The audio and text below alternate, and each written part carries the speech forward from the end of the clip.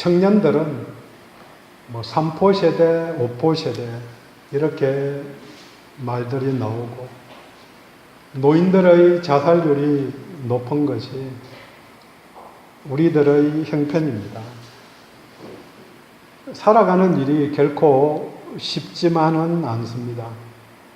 물론 힘들다는 것은 어제 오늘의 일은 아니고 인류 역사가 시작된 이래 계속된 문제일 것입니다.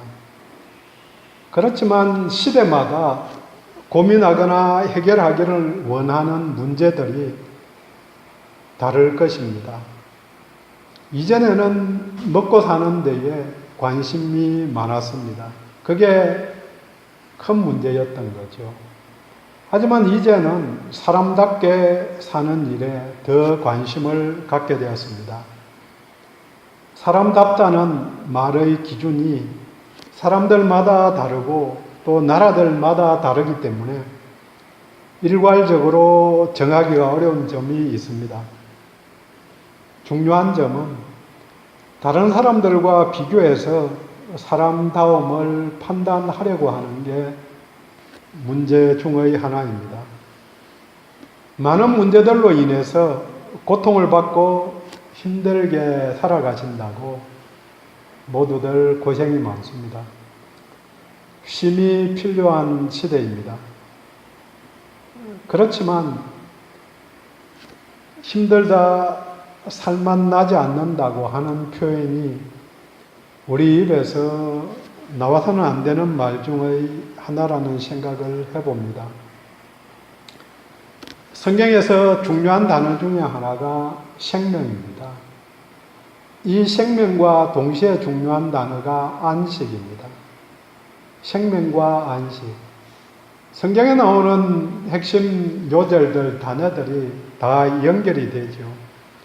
생명과 안식도 연결이 되어서 생명은 사람들 개인들에게 주어지는 복이라면 안식은 그 생명이 온전히 누려지는 그런 상태, 평안, 만족한 상황을 말합니다. 안식을 생명의 누림으로 표현하면 될 것 같습니다. 온전한 생명이 누려진다면 사실 건강한 게 필요하죠. 또 다른 여건들이, 그래서 식물들이 자라는 걸 보면은 누렇게 뜨는 것도 있고 영양 공급이 잘 안 되어서 비가 안 나와서 말라 죽는 것들도 있고 또 옮겨줘야 하는데 옮겨주지 않아서 말라 죽는 것들도 있고 복잡한 거죠. 그것이 온전하게 건강하게 지내는 것, 이 상태를 안식의 상태라고 이야기를 합니다. 그래서 히브리서 3장 4장에서 영원한 안식을 이야기합니다. 심의 나라에 어떻게 들어가는가? 믿음으로 들어간다. 또 순종함으로 들어간다고 그렇게 반복적으로 이야기합니다. 순종한다는 말이나 믿는다는 말이나 똑같은 이야기라는 거죠. 믿으면 그 말씀대로 순종할 것이고 순종하지 않는다는 것은 믿지 않는다는 말과 결부되어 있다는 것입니다. 우리들의 문제는 이론적으로 많은 내용들을 분리해서 생각하는 거죠. 그래서 생명과 안식을 분리하고 믿음과 순종을 분리해서 그렇게 살아가는 게 문제입니다. 히브리어에서는 주요 단어들이 대부분 동사로 되어 있다고 이야기합니다. 그러니까 동작한다는 거죠. 믿음이라는 것도 믿음대로 산다는 것, 그게 포함된 것이 내가 믿습니다 이렇게 말로만 하는 것 아니라는 거죠. 결국 믿음으로 생명을 얻게 되는데 이 믿음은 순종으로 표현되기 때문에 말씀대로 살아가는 게 중요한 일입니다. 처음으로 돌아가서 오늘도 쉼을 누리는 것이 주어진 복입니다. 그 쉼을 일상에서 연장해 나가기 위해서 오늘도 예배를 드리고 또 말씀을 나눕니다. 마태복음 11장 봅니다. 앞장인 10장은 12제자에 대한 파송사라고 지난주에 말씀드렸습니다. 본문은 11장 끝부분이죠. 본문 앞에는 요한의 제자들이 찾아와서 오실 이가 당신입니까? 더 기다려야 합니까? 이렇게 묻고 예수님이 말씀하신 내용이죠. 그 다음에 침례 요한이 어떤 사람인가 그렇게 평가를 합니다.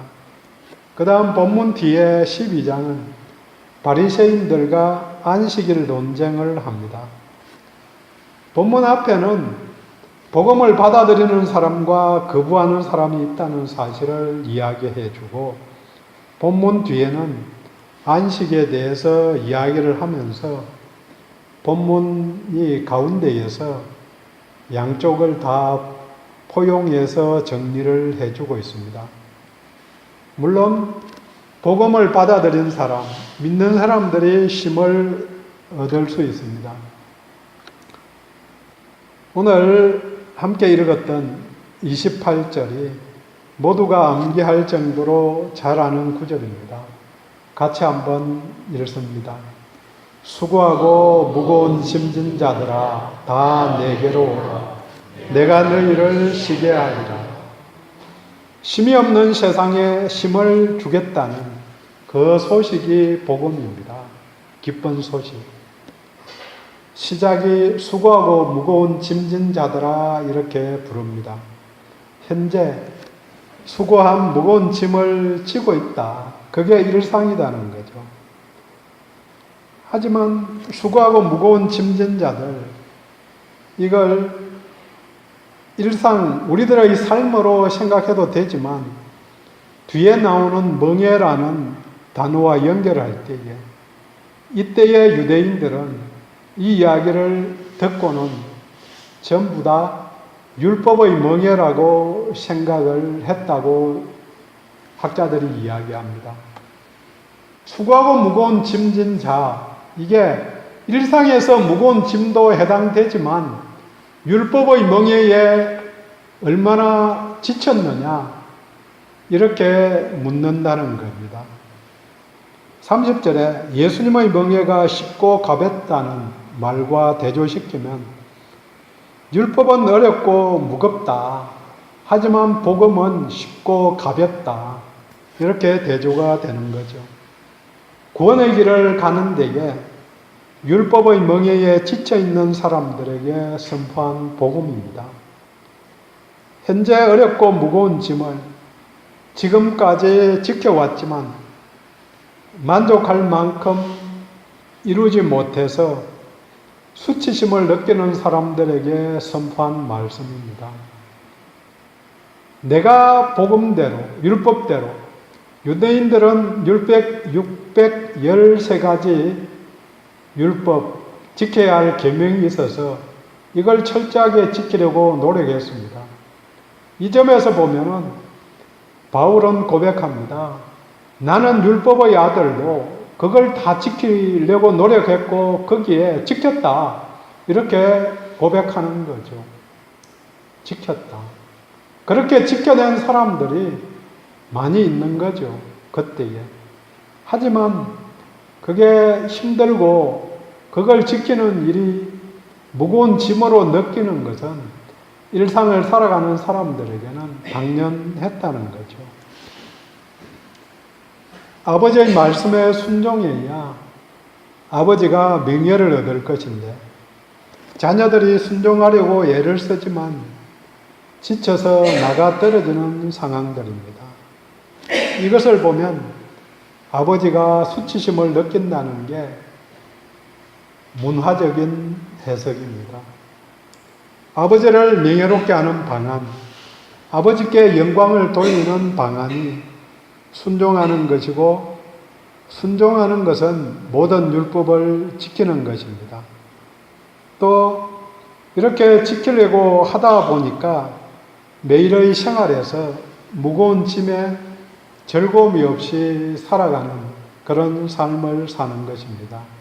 그래서 율법의 멍에, 율법의 노예 생활하는 그런 삶과 똑같이 자발적으로 하는 게 아니고, 기뻐서 하는 게 아니고, 시켜서 억지로 그런 삶을 살아가는 게 처음에는 기쁜 마음으로 했을지도 모르죠.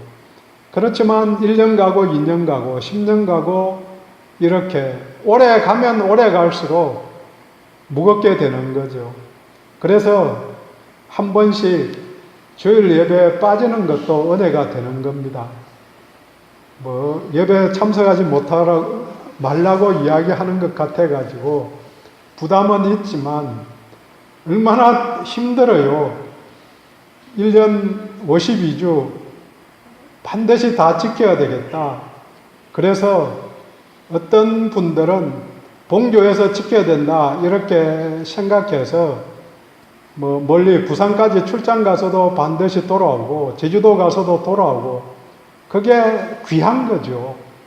그러니까 그 믿음 자체가 굉장히 귀한 믿음인 것은 분명한데 이게 그 앞뒤를 볼 때에 그 기쁨이 넘쳐서 왔으면 오케이 100점이지만 억지로 힘듦에도 불구하고 억지로 해야 되겠다. 그래야 장로 체면이 생기니까 명예가 돌아오니까 이런 생각을 할 수도 있다는 거죠. 한편으로는 순종함으로 명예를 얻기를 원하고 한편으로는 자녀들이 하기를 원하는 게 하나님의 마음이라는 거죠. 양면성. 이 마음을 어떻게 만족시키고 우리는 쉼을 얻고 아버지는 명예를 얻게 될 것인가 하는 것이 본문이 알려주는 교훈입니다. 본문이 말하는 쉼을 얻는 방안을 함께 나누도록 하겠습니다. 쉼을 얻는 길 첫 번째는 아버지를 알아야 합니다. 27절입니다. 내 아버지께서 모든 것을 내게 주셨으니 하나님이 예수님께 모든 것을 허락하셨습니다. 그 다음 말이 아버지 외에는 아들을 아는 자가 없고 이 말은 예수님을 하나님만이 정확하게 안다는 표현입니다. 세상 사람들이 같이 10년, 20년, 30년을 살아도 그 속 깊은 걸 누가 어떻게 알겠어요? 하지만 하나님이시니까 예수님의 마음도 100% 정확하게 알고 우리들의 마음도 정확하게 아는 거죠. 그 다음 말씀이 아들과 또 아들의 소원대로 계시를 받은 자 외에는 아버지를 아는 자가 없느니라. 아버지와 아들은 서로 친밀하기 때문에 일체이시기 때문에 당연히 서로 잘 아는 게 당연하죠. 하지만 하나님을 아는 길이 아들이 소원해서 계시를 받은 자 그들도 알게 된다고 본문은 이야기합니다. 아버지를 알 수 있는 길, 하나님을 알 수 있는 길은 계시를 받아야 합니다. 계시는 감추어진 것을 나타내어 주셨다는 이야기입니다. 본문에도 나오죠. 하나님을 아는 지식은 감추어진 것인데 누구나 쉽게 알 수 있는 것이 아닌데 아들이 원하여 선택된 사람은 알 수 있게 허락된 것입니다.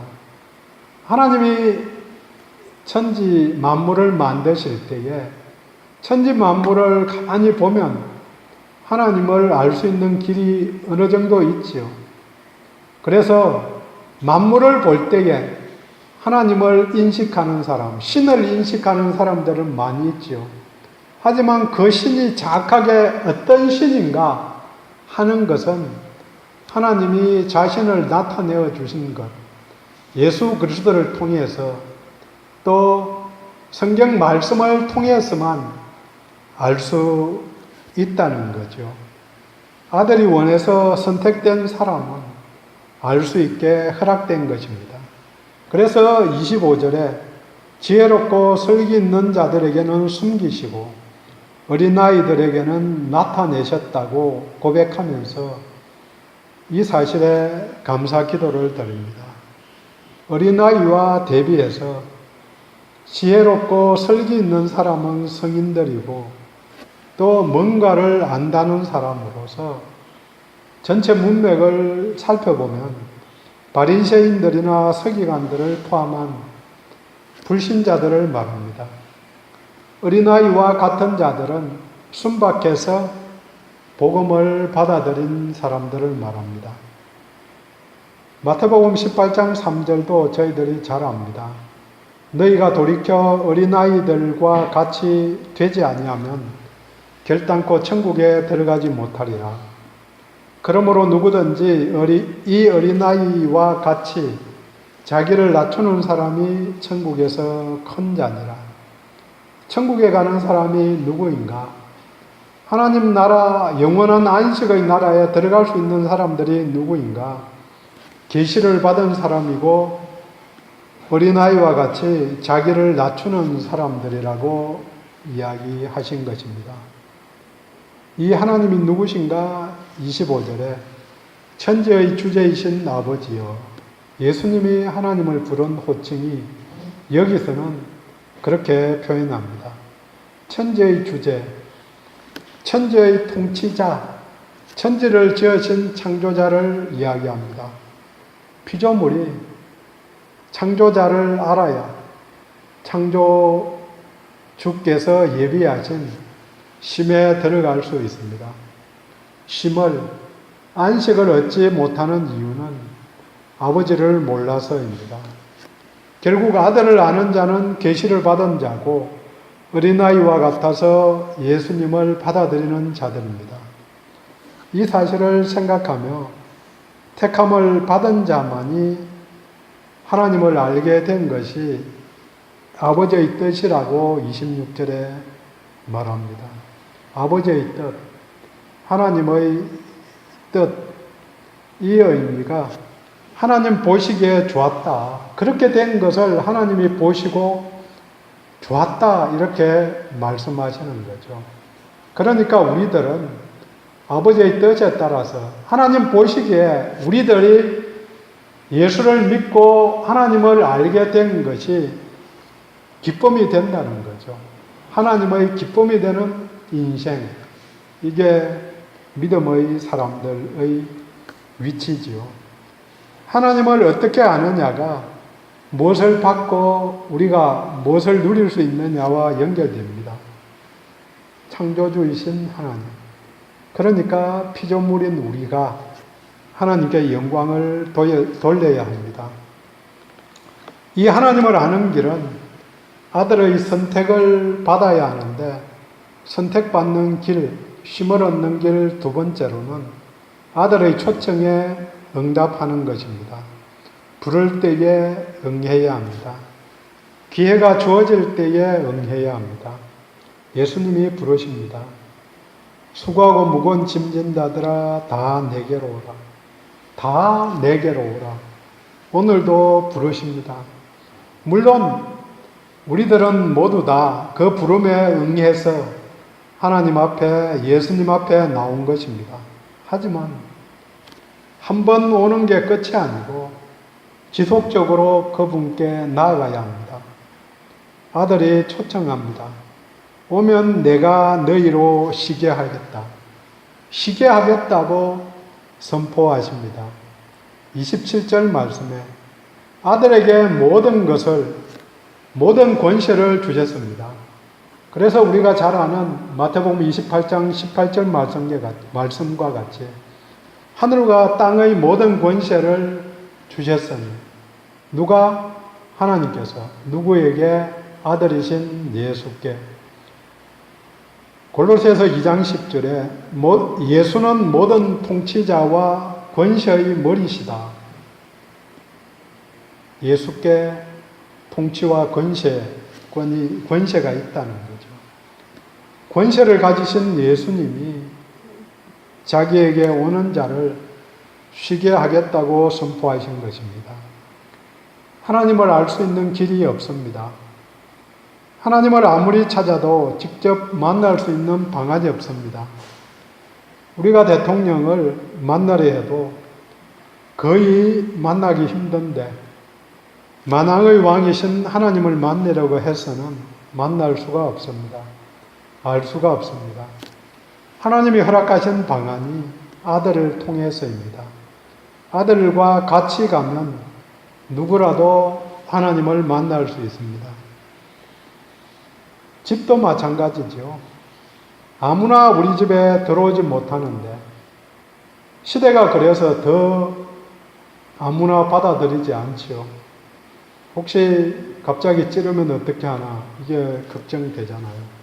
하지만 아들과 같이 오던 딸과 함께 오면 시간에 구애되지 않고 볼 수 있습니다. 식사 때에 와서 밥 한 그릇도 안 남았는데 남 밥 굶게 만들기도 하고 뭐 그렇게 오면 대접하는 거죠. 한밤중에 자고 있는데 조용히 왔다 조용히 가기도 하고 뭐 어떤 때는 깨워서 인사시키기도 하고 이게 복잡하죠. 왜 그게 가능하느냐? 아들과 함께 오니까, 딸과 함께 오니까 가능한 것입니다. 예수님께 가는 이유는 우리 예수님이 능력이 있으신 것도 맞지만 우리들을 영접해 주시기 때문입니다. 지난주에 환대에 대해서 나누었습니다. 그때 그 시절 사람들은 환대에 익숙했다. 지금도 그 동네에 사는 유목민들은 환대의 문화가 남아있다고 이야기를 합니다. 예수님도 환대의 관습에 익숙한 분이었습니다. 내게로 오라, 내가 환대하겠다. 이렇게 약속하신 것입니다. 특별히 예수님은 29절, 나는 마음이 온유하고 겸손하다. 온유하다는 말이 길들여진 성품입니다. 길이 잘 들어서 고분고분하다는 거죠. 원래 성품은 길이 안 되는 거죠. 야생마 같은데 어디로 뛸지 모르는데 길이 잘 들려져서 주인이 원하는 대로 가는 게 온순한 온유한 성품입니다. 하나님께 길들여진 분입니다. 하나님의 뜻대로 온전히 순종하는 100% 순종하시는 분입니다. 겸손은 상대방 아래에 서는 것입니다. 예수님은 겸손하셔서 하늘의 높은 곳에서 이 땅의 낮은 곳에 오셨습니다. 그만큼 낮추었으니까 조금 더 낮추어서 사람들을 섬기는 것, 이게 우리가 보기에는 엄청난 일이지만 예수님의 입장에서는 조금 더 낮아진 거죠. 100에서 15로 떨어지는 것은 어렵지만 10에서 9 떨어지는 것은 좀 더 쉬울 거라는 이야기죠. 물론 둘 다 어렵게는 마찬가지입니다. 죽음으로 사람을 섬기고 십자가를 지는 수치를 감당하신 것입니다. 예수님이 초대하고는 아버지께로 잘 인도하실 것이기 때문에 다 내게로 오라고 선포하셨습니다. 예수님은 신실하셔서 감당하지 못한 일을 말하지 않으시는 분입니다. 이게 끝이 아닙니다. 그게 끝이면 참 편하고 좋았을 건데 쉼을 얻는 마지막 일이 예수께 배우는 것입니다. 내게 배우라. 왔다고 끝이 아니고 배워야 합니다. 배워서 성장해야 합니다. 어떻게 배우느냐? 나의 멍에를 메고 배우라. 멍에는 짐을 싣는 수레나 땅을 파는 쟁기를 끌기 위해서 소의 목에 거는 구부러진 막대기를 말합니다. 옛날에 우리 집에 지방인지 문 위쪽에 그 멍에가 달려 있었어요. 그게 어른들이 그거 있으면은 잘 된다고. 그래서 의미가 괜찮기도 합니다. 집을 들어가고 나올 때마다 그 멍에를 보는 거죠. 그래서 나는 종이다. 이걸 한번 더 생각해 보라는 거죠. 그렇게 살면 잘 될 것 같기도 해요. 그 마음을. 근데 어디에 치웠는지 잘 모르겠어요. 기분 좋으면은 산에 가서 구부러진 나무 한 개 주워다가 교회 입구에도 한 개 걸어놔야 되나 뭐 그런 생각을 해봅니다. 우리나라에서는 소에 주로 얹어서 일을 시키는데 주로 한 마리에 그냥 맞게 걸었는데 유다 땅에서는 소나 나귀에게 일을 많이 시켰습니다. 그래서 나귀에게 일을 시키는데 한 마리만 거는 게 아니고 두 마리 위에 동시에 거는 거죠. 그래서 한쪽에는 일 잘하는 소가, 한쪽에는 처음 배우는 소가 같이 끌고 가는 거죠. 그러면 일 잘하는 소가 힘을 다 받아서 일을 하죠.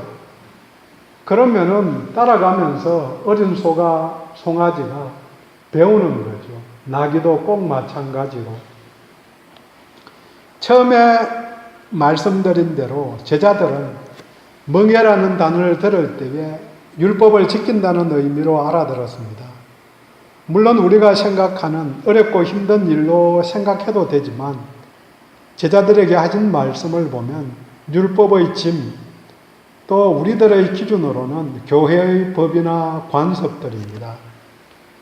교회에 처음 나올 때에는 세상의 관습이나 우상숭배의 문제로부터 해방되어서 기쁨이 넘치는데 오래 다니면 다닐수록 교인들이 되어져 갑니다. 성도가 아니고 교인이죠. 그래서 교회에 오면 해야 할 일이 점점 늘어나고 짐이 많아지는 것입니다. 지켜야 할 일들이 굉장히 늘어가는 거죠. 처음에 올 때에는 한 잔 당연히 했는데 두 번째 오고 세 번째 오면은 하면서 부담이 되는 거죠. 교회에 오면 즐거워야 하는데 짐이 되는 사람들을 많이 봅니다. 할 일이 갈수록 많아져서 가정도 없는 사람들을 봅니다. 물론 그렇게 만들어가는 교회도 문제이고 그렇게 따라가는 성도들도 문제입니다. 예수님의 멍에를 맨다는 것은 예수님의 맨 멍에를 같이 매는 것입니다. 둘이 매는데 한쪽은 예수님이, 한쪽은 내가 매는 것입니다. 익숙하게 메고 가시는 그분을 보면서 함께 가는 것입니다. 내 멍에는 쉽고 내 짐은 가볍다고 하십니다. 예수님이 선포하신 복음, 예수님이 하신 일은 우리들에게 자유를 주셨기 때문입니다. 이 복음의 예화가 12장에 연결되어서 나옵니다.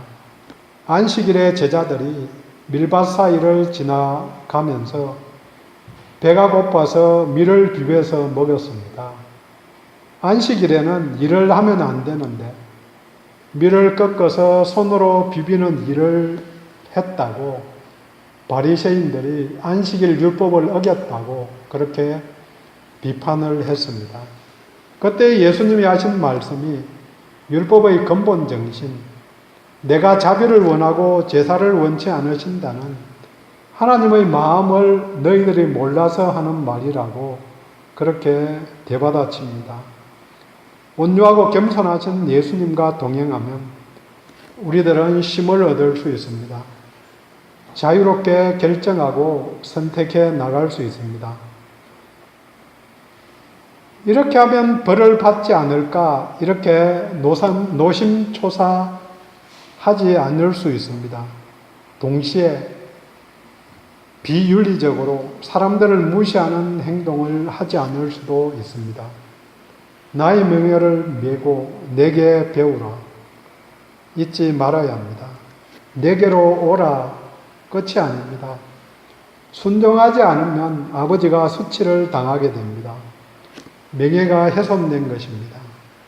우리는 죄에 민감하지만 제자들도 예수님도 수치에 민감한 문화였습니다. 순종하지 않으면 죄는 아니지만 아버지께 수치를 안겨드리는 일입니다. 오늘도 온유함과 겸손함을 배워야 가야 합니다. 정리합니다. 아버지를 아는 길은 아들에게 가야 합니다. 아들을 배워야 합니다. 그러면 아들과 동행하기 때문에, 아들과 함께 행동하기 때문에 아버지께서 용납해 주십니다. 이제 심에 들어갈 수 있게 된 것입니다. 자유함, 심의 원천이 예수님이신 것을 고백하고 감사함으로 매일의 한 날을 살라고 요청하십니다.